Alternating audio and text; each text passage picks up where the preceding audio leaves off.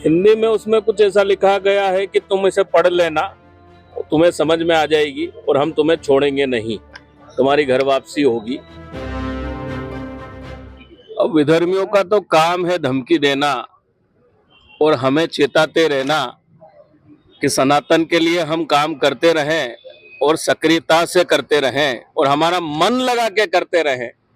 इसलिए उनका काम है वो करना है, हम हमारा काम कर रहे हैं। मुझे मेरे पीएसओ साहब ने आके बताया कि एक पत्र कोई महिला रात को, एक सिक्योरिटी गार्ड है जो हमारी बिल्डिंग के, उनको दे गई है, आलिमा नाम की, और ये कह गई है कि उसकी फ्लाइट है, उसको जल्दी है, बाहर जाना है, इसलिए पीएसओ साहब के मार्फत मुझे ये पत्र पहुंचा दे। उसमें अल्लाह अकबर और उर्दू में कुछ लिखा हुआ है, क्योंकि उर्दू से तो हमारा कोई वास्ता है नहीं और ना हम कभी रखेंगे। 2 लाइन हिंदी में भी लिखी है, क्या लिखा है?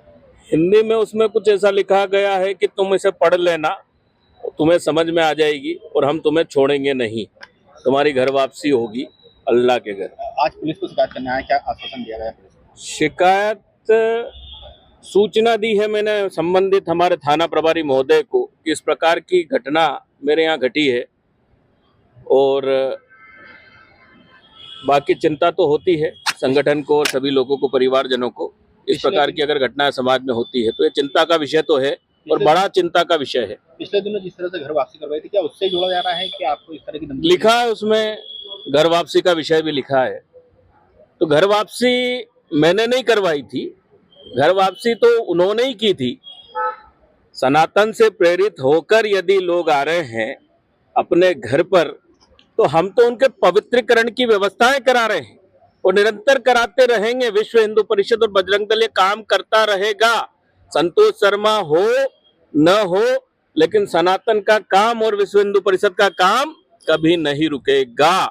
थाना तपोवन क्षेत्र में मालवा मिल के पास गोकुल अपार्टमेंट में रहने वाले श्री संतोष शर्मा जी के द्वारा थाने पर आके इस आशय का आवेदन दिया गया है कि उनको कल रात में 1 बजे ऑटो से बुर्का पहने हुए कोई महिला द्वारा उनकी बिल्डिंग के गार्ड को कोई लिफाफा दिया गया।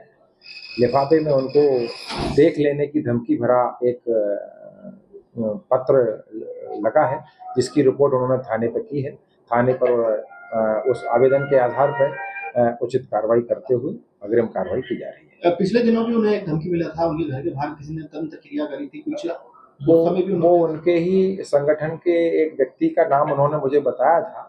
तो उनके द्वारा जो वीडियो फुटेज था उसमें वो डस्टबिन में जाते समय कुछ डाल रहे हैं, लेकिन चूंकि डस्टबिन की इतनी सारी चीज़ों में कुछ ऐसी प्रतिक्रिया जैसी वाली बात तो नहीं समझ में आई थी।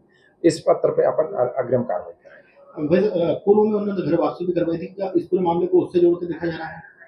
अब ये प्रकरण जांच के बाद बताया जा सकता है। जो पत्र मिला है वो किस भाषा में लिखा हुआ है? वो दोनों भाषा में लिखा है, हिंदी और उर्दू दोनों भाषा में। किस तरह के शब्दों का प्रयोग किया है? 2 लाइन हिंदी में भी लिखी है, उसमें क्या लिखा है? हाँ, उन्होंने ये लिखा है, तू बच नहीं पाएगा।